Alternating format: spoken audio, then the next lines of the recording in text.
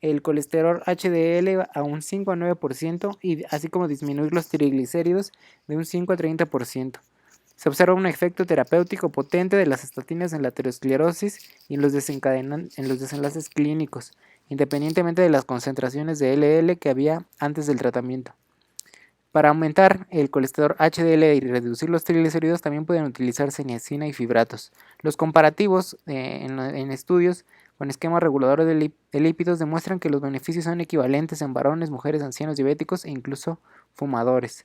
Están disponibles también en una forma más innovadora los anticuerpos monoclonales inyectables contra PCSK9 y son capaces de producir una disminución impresionante del colesterol LDL más allá de lo alcanzado con una estatina sola. En general, el cumplimiento de las conductas saludables antes descritas es muy bajo y el médico no debe subestimar el enorme esfuerzo necesario para hacer frente a esta dificultad. Muchos pacientes que son dados de alta del hospital con angiopatía coronaria comprobada no reciben tratamiento adecuado por la dislipidemia. Ante el hecho de que el tratamiento de la dislipidemia conlleva importantes beneficios, los médicos deben establecer los esquemas terapéuticos, vigilar su cumplimiento y realizar el seguimiento regular. Entonces, riesgo en mujeres, como sabemos, la incidencia clínica en mujeres premenopáusicas realmente es muy baja. Las mujeres premenopáusicas son como tal un factor protector, pero después de la menopausia aumentan los factores de riesgo aterógeno porque se incrementan las LDL y se disminuyen los HDL. La frecuencia para las complicaciones coronarias se iguala entonces posmenopáusicas al igual que en los varones. Las mujeres no abandonan el tabaco con la misma eficacia en los varones y eso es un dato en el cual el médico tiene que ser enfático. 5. Administrar farmacoterapia y lo vamos a ver, como lo dije en un principio, de una manera general y viendo cuáles son su mecanismo de acción y los efectos en los que ayudan a esta patología. Y primero tenemos a los nitratos. Estos son una categoría de fármacos muy útil para el tratamiento de la angina de pecho. Sus principales mecanismos incluyen que son venodilatadores sistémicos con una disminución concomitante del volumen y de la presión telediastólica del ventrículo derecho, con lo que disminuye la presión parietal del miocardio y las necesidades de oxígeno, la dilatación de los vasos coronarios epicárdicos y un mayor flujo sanguíneo de los vasos colaterales. Los nitratos, cuando se metabolizan, liberan óxido nítrico, que se une a la guanilato ciclasa en las células del músculo liso vascular, y esto aumenta la concentración de monofosfato cíclico que relaja la musculatura lisa vascular. Entonces, nitratos son vasodilatadores, relajan la musculatura lisa vascular, disminuyen la presión telediastólica, ¿ok? Los nitratos también ejercen una actividad antitrombótica mediante la activación de la guanilato ciclasa de las plaquetas, que depende del óxido nítrico y las alteraciones del flujo de calcio intraplaquetario y la activación de las plaquetas. La absorción de estos fármacos de los nitratos es muy rápida y completa a través de las mucosas. Por tal razón, se prefiere que se administre por vía sublingual en comprimidos de 0.4 a 0.6 miligramos. Los pacientes con angina deben tomar el medicamento para aliviar el dolor y también unos 5 minutos antes de realizar cualquier esfuerzo que provoque un episodio. Es importante hacer hincapié sobre el valor profiláctico de este fármaco.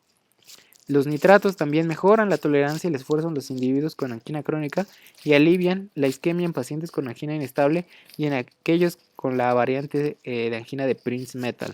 Se puede sugerir que el paciente que lleve a diario una manera de registro de angina y el consumo de nitroglicerina para identificar cambios en la frecuencia, gravedad o umbral de las molestias que indiquen angina inestable, infarto intermitente o ambos. Ajá. En cuanto a los beta bloqueadores, estos son un componente importante del tratamiento farmacológico de la angina. Estos reducen la demanda de oxígeno del miocardio porque inhiben el aumento de la frecuencia cardíaca, la tensión arterial y la contractibilidad del miocardio asociada a la actividad adrenérgica. Estas tres cosas. Disminuyen frecuencia cardíaca, TA y contractilidad del miocardio. El bloqueo reduce estas variables en grado más notable durante el ejercicio, mientras que solo causa una pequeña reducción en reposo. Los beta bloqueadores de acción prolongada o las presentaciones de liberación prolongada ofrecen ventaja de administrarse solamente una vez al día. Las contraindicaciones relativas de estos son asma, obstrucción de la reversible de la vía respiratoria en enfermedades con enfermedad pulmonar crónica, trastornos de la conducción AB, bradicardia, fenómeno de Raynaud y antecedentes de depresión. Y de ahí pasamos a los antagonistas de calcio. Y entonces, ¿cuál usar? ¿Un beta bloqueador o un antagonista de calcio? Bueno, primero mencionemos que los antagonistas de calcio son vasodilatadores también, que disminuyen de forma variable y de acuerdo con las dosis de la demanda de oxígeno por parte del miocardio, la contractilidad de esta capa de la presión arterial. Estos efectos farmacológicos en combinación son ventajosos y por tanto dichos fármacos tienen la misma eficacia que los beta bloqueadores para el tratamiento de la angina de pecho. Pero aquí viene la pregunta, entonces, ¿estos cuándo? Estos están indicados cuando los beta bloqueadores estén contraindicados, es decir, los beta bloqueadores son los de primera elección y si llega a haber alguna condicionante por la cual no se puede usar un beta bloqueador, se utilizará entonces un antagonista de calcio. Las diferencias de la relación dosis-respuesta sobre la actividad eléctrica cardíaca entre los antagonistas de calcio, de los que son similares. Entonces, no obstante, los antagonistas de calcio no están indicados en pacientes con lo siguiente. 1. Respuesta deficiente a la combinación de beta bloqueadores. Los antagonistas de calcio sí están indicados en lo siguiente. 1. Respuesta deficiente a la combinación de beta bloqueadores y nitratos. 2. Reacciones adversas a los beta bloqueadores. 3. Angina y antecedente de asma o neumopatía obstructiva crónica. Y 4. Síndrome del seno enfermo o alteraciones importantes de la conducción AB. 5. En la angina de Prinzmetal. 6. Arteriopatía sintomática. Entonces ahí están las 5 entidades por las cuales no se puede elegir un antagonista por las cuales elegir. Y por último 6 tenemos a los antiagregantes plaquetarios. Dentro de estos conocemos el ácido acetil salicílico, el cual es un inhibidor irreversible de la ciclooxigenasa plaquetaria y por tanto interfiere con la activación de las plaquetas. La administración prolongada de 75 a 325 miligramos diarios por vía oral reduce los episodios coronarios en varones y adultos sintomáticos mayores a 50 años. Tenemos uno más, que es el clopidogrel fármaco, el cual es, ¿cómo actúa? Pues bueno, este bloquea la agregación mediada por los receptores P2 y E12. Son aún más eficaces, se demostraron ser más eficaces que la aspirina, pero tienen mayor riesgo hemorrágico. Acá en esta diapositiva vemos un resumen de los 6 fármacos, los principales de una manera breve que se utilizan en el tratamiento de angina de pecho estable, de cuales son aspirina, beta bloqueantes y ECAS, es otra opción que no habíamos mencionado, los nitratos, las estatinas y nada más, nitratos de acción corta y de acción prolongada. Y número 6, considerar la posibilidad de revascularización. Y es acá.